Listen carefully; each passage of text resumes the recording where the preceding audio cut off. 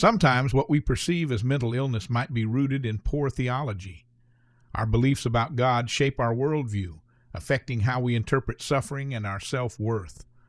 While recognizing the neurobiological factors of mental disorders, flawed theology can distort our perception of life, potentially mimicking or worsening mental distress. Secular therapies like cognitive behavioral therapy illustrate that thoughts shape emotions. Similarly, our theology influences our emotional states.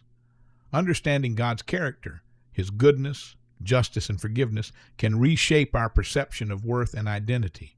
Jesus often corrected flawed theological views. His ministry addressed spiritual issues as well as physical ones. Understanding and correcting bad theology can lead to emotional and spiritual freedom. Correct theology won't cure all mental illnesses, but it offers eternal truth that therapy alone cannot provide. Christian counselors should challenge both cognitive and theological distortions, supporting emotional and spiritual health. I once had a client explain that he was worried how much longer Jesus would forgive him.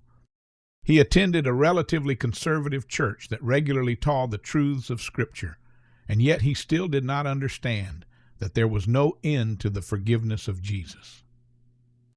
With his permission, I walked him through the basic truths of the gospel. As we closed the session, without warning and with tears in his eyes, he bear hugged me and thanked me because he was so relieved. What I told him was not complex, it was not originally profound, it was life-changing.